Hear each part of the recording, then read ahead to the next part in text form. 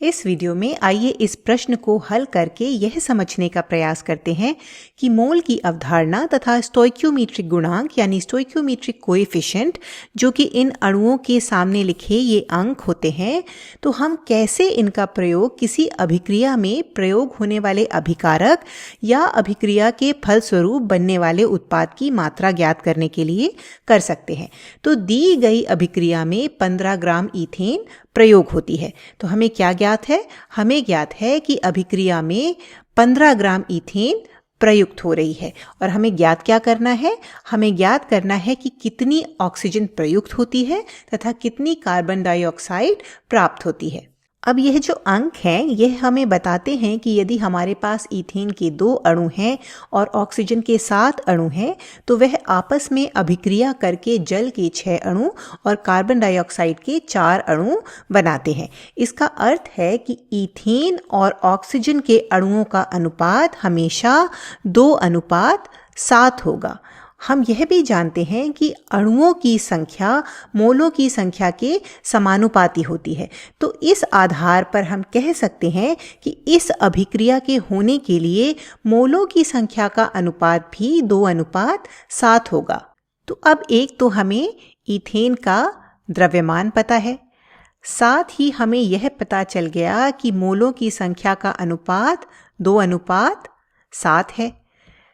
तो इसका अर्थ है कि यदि हम इस द्रव्यमान को मोलों की संख्या में परिवर्तित कर दें तो उससे हमें ईथेन के मोलों की संख्या मिल जाएगी और फिर हम यह अनुपात बनाए रखने के लिए आवश्यक ऑक्सीजन के मोलों की संख्या ज्ञात कर सकते हैं।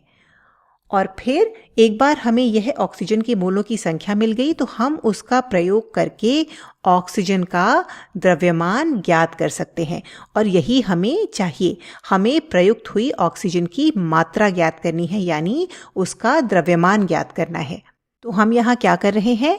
हम द्रव्यमान से मोलों की संख्या ज्ञात कर रहे हैं और फिर ईथेन के मोलों की संख्या और स्टोइक्योमेट्रिक गुणांक का उपयोग करके ऑक्सीजन के मोलों की संख्या ज्ञात कर रहे हैं और फिर ऑक्सीजन के मोलों की संख्या से प्रयुक्त होने वाली ऑक्सीजन का द्रव्यमान ज्ञात कर रहे हैं। तो इससे पहले कि हम इसे मिलकर हल करें, इस वीडियो को यहीं पॉज करके एक बार आप इसे खुद से हल करने का प्रयास करें। चलिए अब इसे साथ में हल करते हैं। तो हम जानते हैं कि ईथेन का मोलर द्रव्यमान होगा 2 गुणा कार्बन परमाणु का मोलर द्रव्यमान प्लस 6 गुणा हाइड्रोजन परमाणु का मोलर द्रव्यमान। तो कार्बन परमाणु का मोलर द्रव्यमान होता है 12, तो ये हुआ 2 गुणा 12। ऐसे ही हाइड्रोजन परमाणु का मोलर द्रव्यमान होता है 1 यानी 6 गुणा 1, तो ये हो गया हमारा 24 प्लस 6 बराबर 30 ग्राम।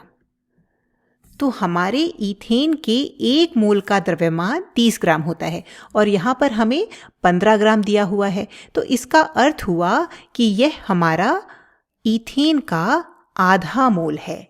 अब ईथेन के 2 मोल 7 मोल ऑक्सीजन से अभिक्रिया करते हैं, तो इसका अर्थ हुआ कि ईथेन का 1 मोल 7/2 ऑक्सीजन से अभिक्रिया करेगा। इसका अर्थ है कि ईथेन का आधा मोल ऑक्सीजन के 7/4 मोलों से अभिक्रिया करेगा। तो इस प्रकार हमें ऑक्सीजन के मोलों की संख्या ज्ञात हो गई 7/4। इसका अर्थ है कि इस अभिक्रिया में 7/4 मोल ऑक्सीजन प्रयोग हुई। तो अब हमें बस इस मोलों की संख्या को द्रव्यमान में परिवर्तित करना है। तो इसके लिए हम क्या करेंगे? इसके लिए हम 7/4 को ऑक्सीजन के मोलर द्रव्यमान से गुणा करेंगे। तो ऑक्सीजन अणु का मोलर द्रव्यमान होता है 32, क्योंकि यहाँ पर ऑक्सीजन के 2 परमाणु हैं, तो 16 गुणा 2 32। इसलिए इस अभिक्रिया में 56 ग्राम ऑक्सीजन प्रयुक्त होती है। तो हमारा उत्तर है इस अभिक्रिया में 56 ग्राम ऑक्सीजन प्रयुक्त होती है। तो इसी तर्क का उपयोग करके क्या आप प्राप्त होने वाली कार्बन डाइऑक्साइड का द्रव्यमान ज्ञात कर सकते हैं? इस वीडियो को यहीं रोकिए और कोशिश करिए। तो हमें ईथेन के मोलों की संख्या ज्ञात ही है और हम जानते हैं कि यहाँ ईथेन के 2 मोलों के लिए इस अभिक्रिया में 4 मोल कार्बन डाइऑक्साइड प्राप्त होती है, यानी कि ईथेन की दुगनी। तो ईथेन और कार्बन डाइऑक्साइड का अनुपात 1:2 2 है।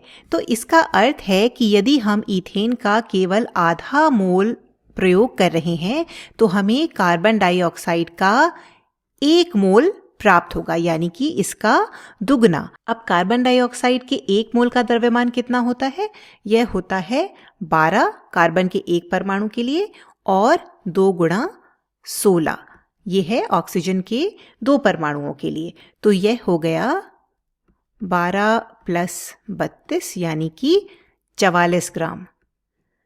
तो इस अभिक्रिया में हमें 44 ग्राम कार्बन डाइऑक्साइड प्राप्त होती है। तो इस प्रकार हम द्रव्यमान को मोलों में परिवर्तित करके और स्टोइकियोमेट्रिक गुणांकों के अनुपात का प्रयोग करके हम प्रयुक्त होने वाले अभिकारक या प्राप्त होने वाले उत्पाद की मात्रा ज्ञात कर सकते हैं।